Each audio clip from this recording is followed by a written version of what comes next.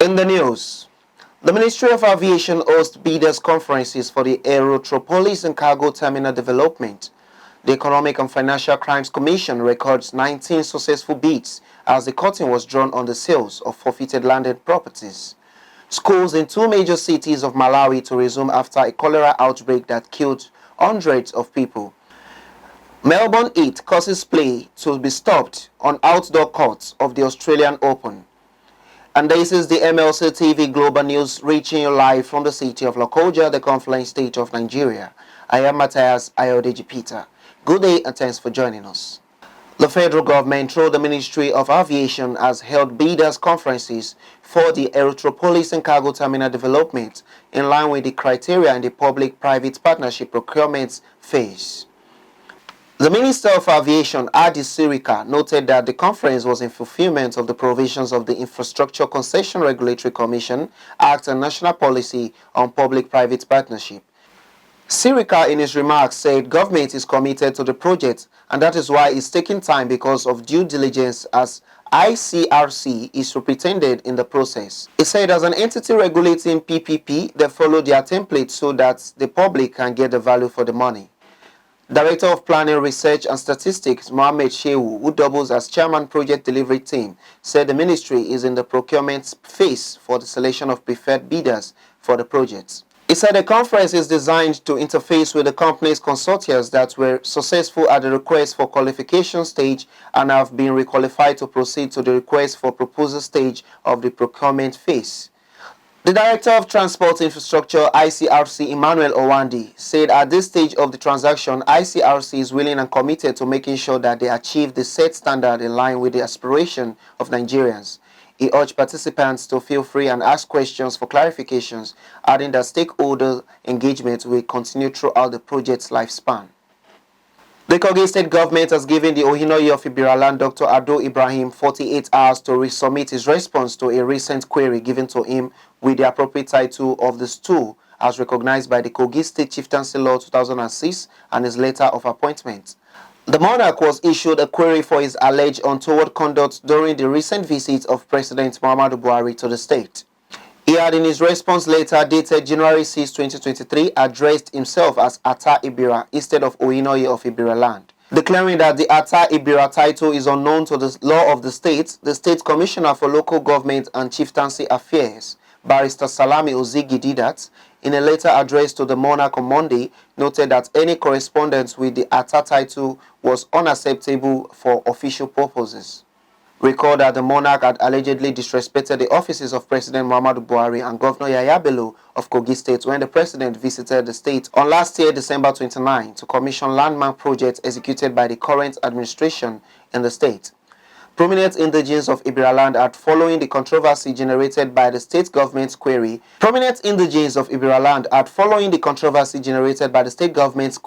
fled their traditional ruler on the issue, saying that monarchs must respect constituted authority and not play God.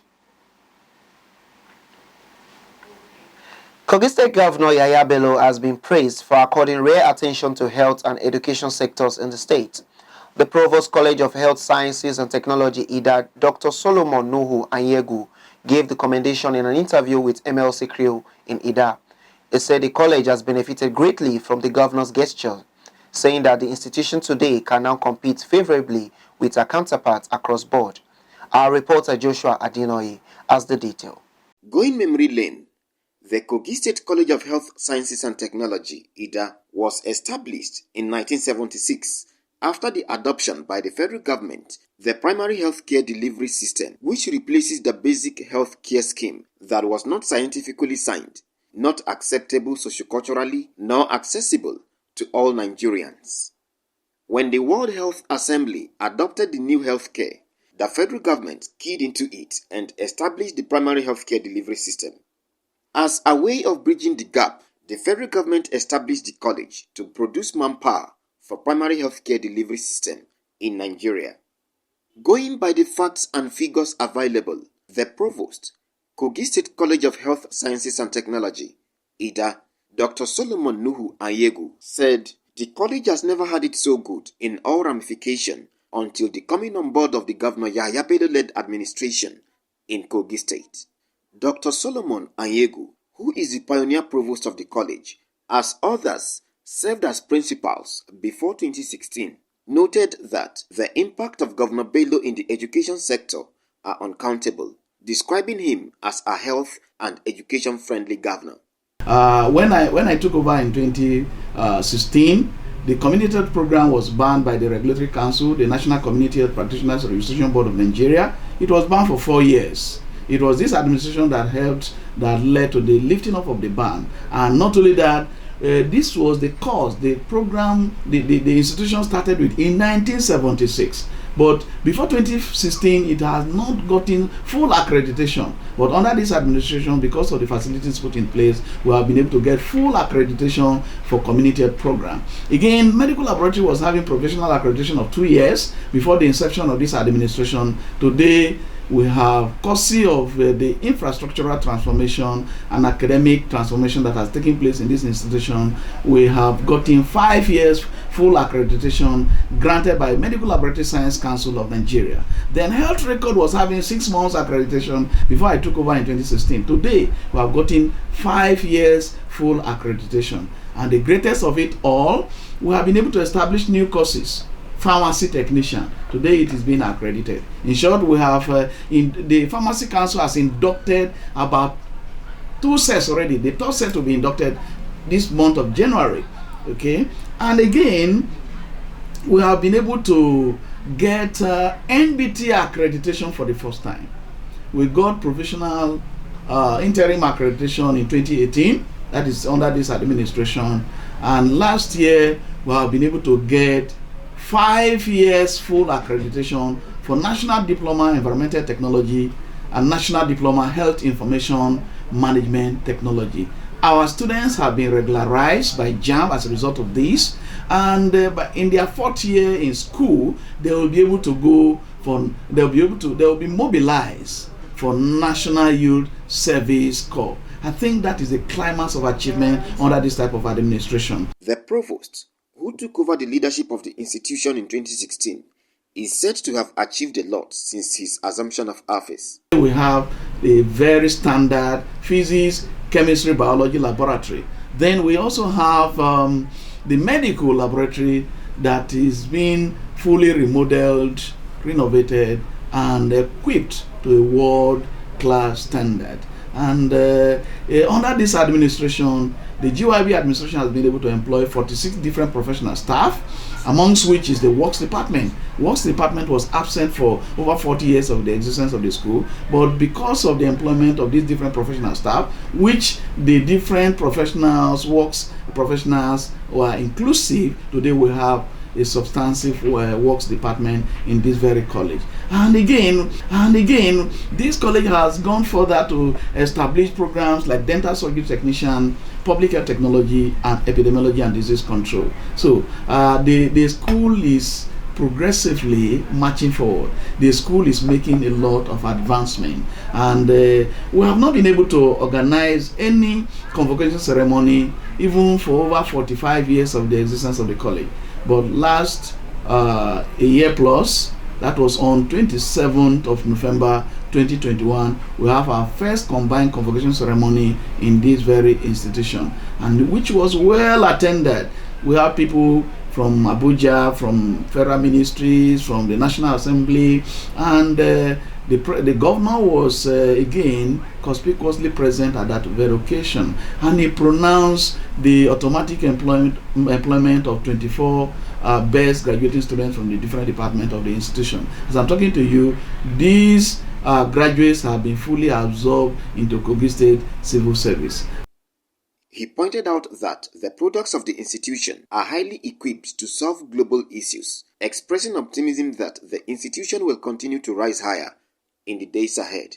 The reports we are hearing from outside as they go on supervised industrial works experience program, they are telling us, in short, the report we get from these people is that are these pharmacy technicians, or they are even pharmacists, graduate pharmacists. So what I want to let you know is that actually our students are very brilliant, Our students are proficient in terms of skills acquisition. Our students are doing wonderfully well.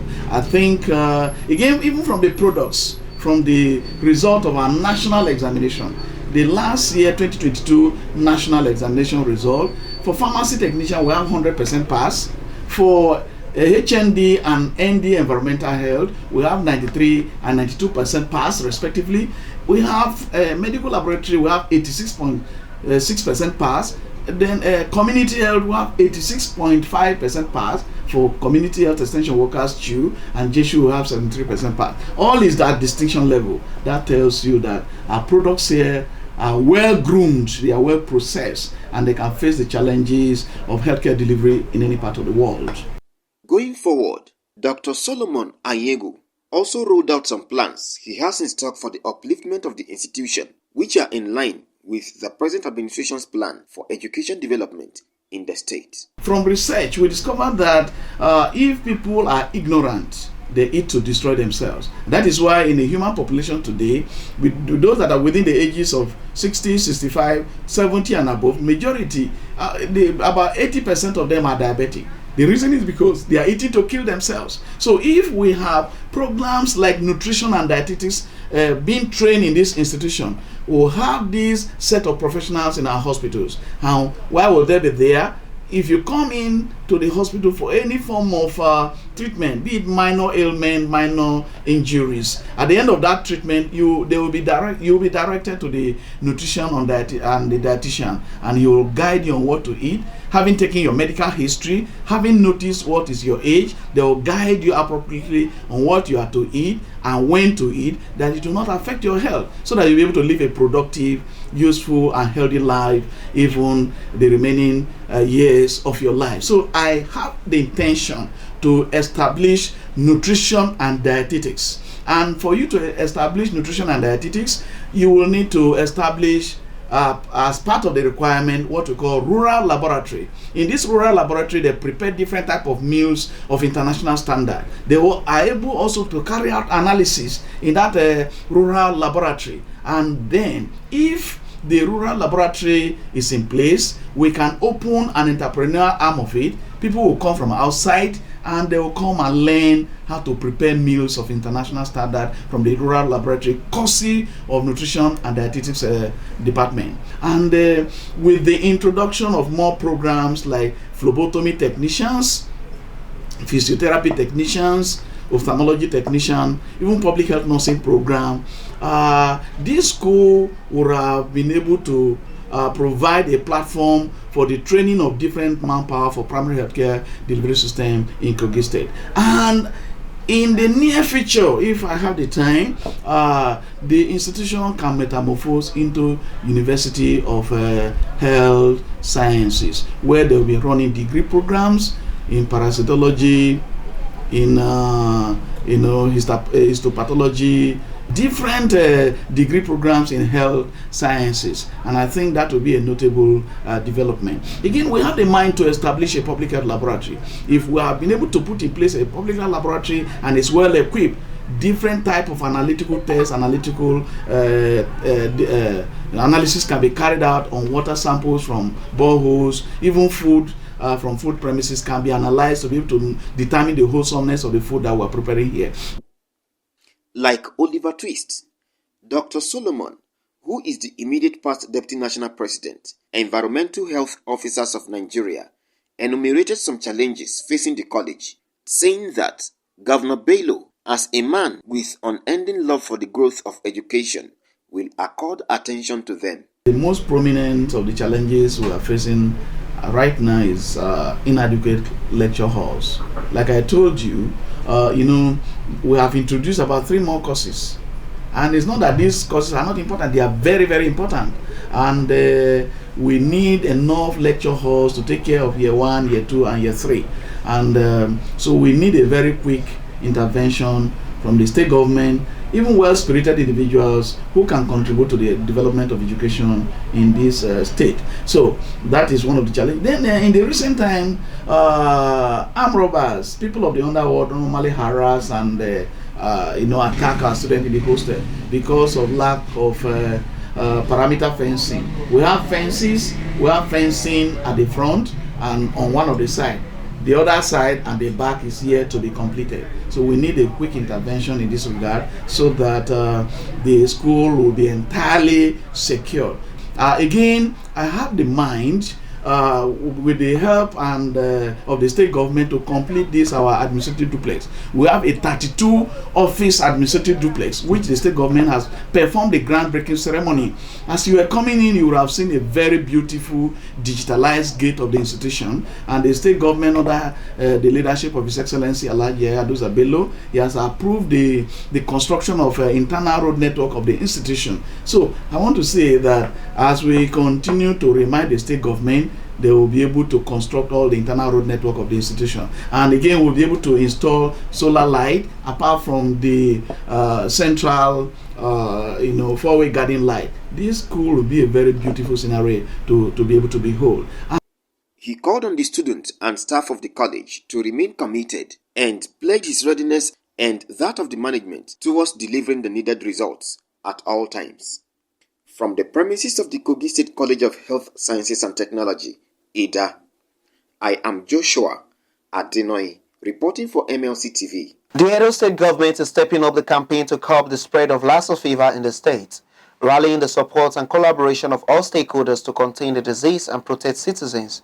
The government, through the State Ministry of Health, took the sensitization campaign to Edo Central and Edo North Senatorial District on Monday, meeting with patients, medicine dealers in the senatorial districts to complement the government's efforts at containing the disease. On the delegation for the sensitization campaign are the Incident Manager, Ministry of Health, Dr. Ekaiti Toby, State Director of Public Health, Dr. Stephenson Ojefo, and the Director of Pharmacy Services, Ministry of Health, Osa Afe Tivere, among others. The sensitization, according to the State Commissioner for Health, Professor Behi Akoria, was aimed at forestalling further spread of the virus to other parts of the state, noting that Edo North and Edo Central Senatorial District account for over 95% of the 40 confirmed cases in the state.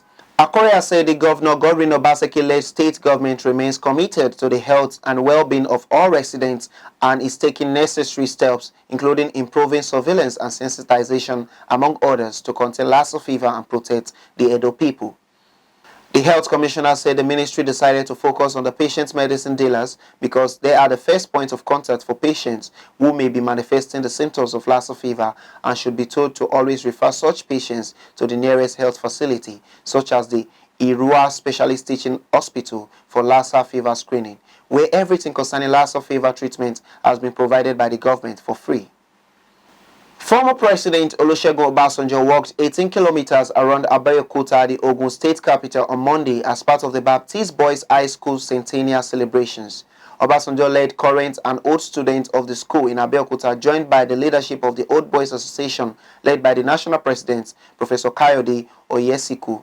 The former president dazzled residents, motorists, and passersby during the walk. The special assistant to Obasanjo on media, Kehinde Akinyemi, stated that hundreds of residents praised Obasanjo and echoed his name for his prowess, energy, and endurance to embark on the walk despite his age. Among those who hosted Obasanjo and his team were the Olu Ibara of Ibara, Oba Jacob Omolade, a former Minister of Finance, Onolapo Soleye, and the Alake of Igbaland, Oba Adidotun Gbadebo. Obasanjo was also joined at the Palace of Alake by some old school friends. They walked amid the singing of school anthem among other songs through Oke Egunya, Igbore, Oke Igbein, and at the Palace of Oba Molade at Umida. Thereafter, they moved to Soleye's Ibara's housing estate residence. Shortly after the visit of Alake, the octogenarian headed towards Saje, the host community of the school. The Economic and Financial Crimes Commission on Monday recorded 19 successful bids as the curtain was drawn on sales of forfeited landed properties in Abuja. The properties located in different parts of the country were forfeited to the federal government, being proceeds of crimes established through judicial processes by the EFCC. During Monday's biddings exercise, being the final day for the sales, there were fresh bids for all the unsold properties in lots 4, 5, 6, 7, 8, and 9, where 19 successful bidders emerged before the close of sales at about 8:40 p.m.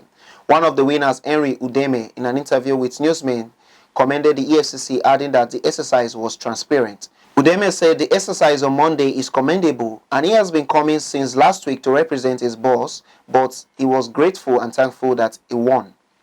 In his closing remark on Monday night, the Director of Proceeds of Crime Department EFCC, Yusuf Aliu, who spoke on behalf of the Secretary to the Commission, George Epungu, thanked all participants and congratulated the winners. He asked them to cooperate by making payments before the 15 days deadline, otherwise they will give it to the next highest bidders. We go on a short break now, we'll be right back. Do stay with us. Remember, February 2023 is the general election where you will have the opportunity to elect a new president, governors, national and state assembly members to pilot the affairs of Nigeria for another 4 years. Visit INEC office to get your PVC, which is your power to elect credible leaders. Say no to electoral violence. Say no to vote buying. Say no to thuggery before, during, and after the elections. This message is brought to you by MLC TV. Welcome back. And now on foreign, South African opposition groups, a trade union and business owners have threatened to sue the government over the crippling blackouts in the country. They have given the government up to Friday to stabilize electricity supply or face legal action for contravening its duty to provide electricity. They have written a demand letter to the Public Enterprise Minister, Pravin Gordhan, and the Chief Executive of the State Utility from ESCOM, Andre De Rota, saying the state was in breach of its obligation to provide electricity. The blackouts have persisted for more than a decade amid poor management and corruption at state firm ESCOM.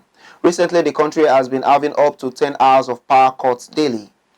The problem has prompted the president to cancel a trip to the World Economic Forum in Davos to hold meetings at home with business and labor leaders. Learning in primary and secondary schools resumes on Tuesday in Malawi's 2 major cities following a cholera outbreak that killed hundreds of people. Schools in the capital, Lilongwe, and the commercial hub Blantyre has remained closed for at least 2 weeks after the Christmas holidays. The cholera outbreak began in March last year and has so far killed more than 750 people.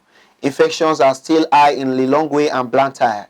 Health Minister Kimbuze Chiponda says schools now have access to safe water and improved sanitation facilities, which will go a long way in reducing infections reported in schools.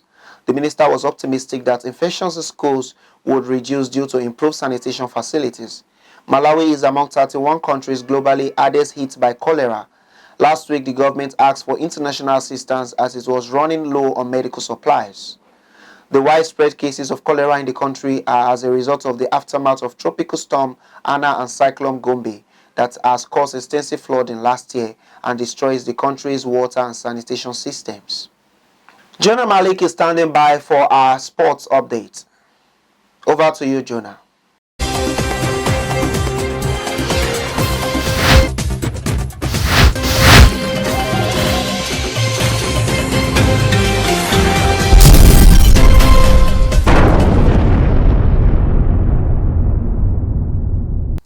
And on sports updates, Aston Villa have reached an agreement to sign Colombia forward John Duran from Chicago Fire in a reported fee of about £18 million deal.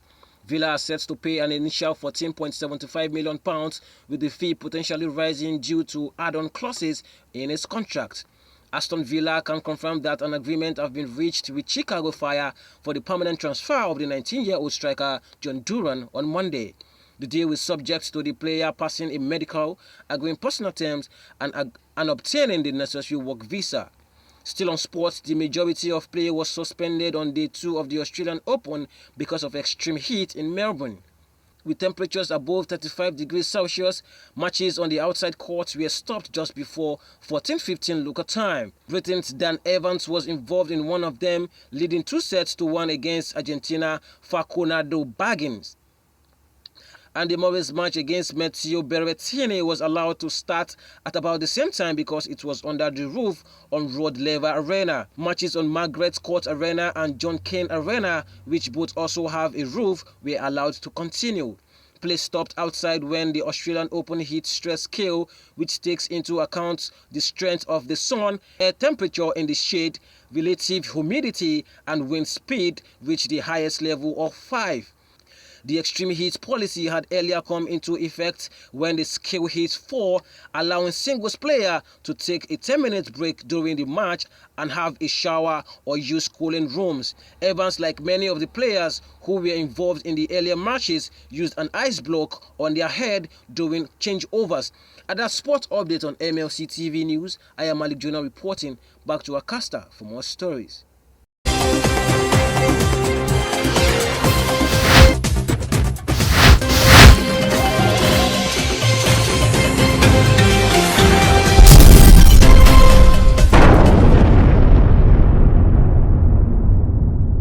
Thanks for the update.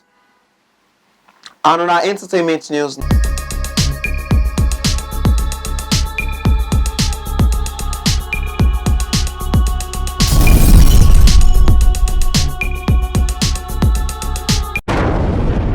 Nigerian actor and rapper Charles Okocha, also known as Igwe Tupac, has been admitted to the hospital following a car accident.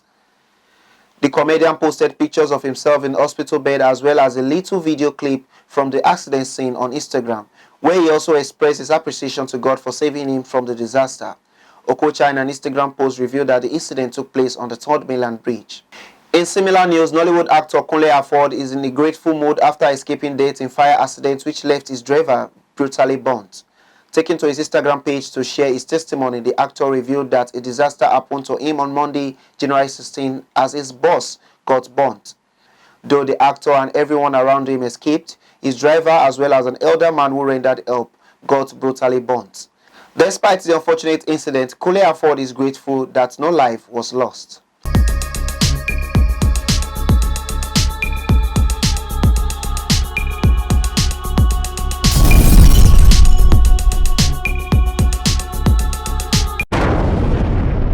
And that's the size of our package today. Join us tomorrow at the same hour to watch our news as we give you updates on happenings within and across the globe. Don't forget to subscribe to our YouTube channel, Malachi TV.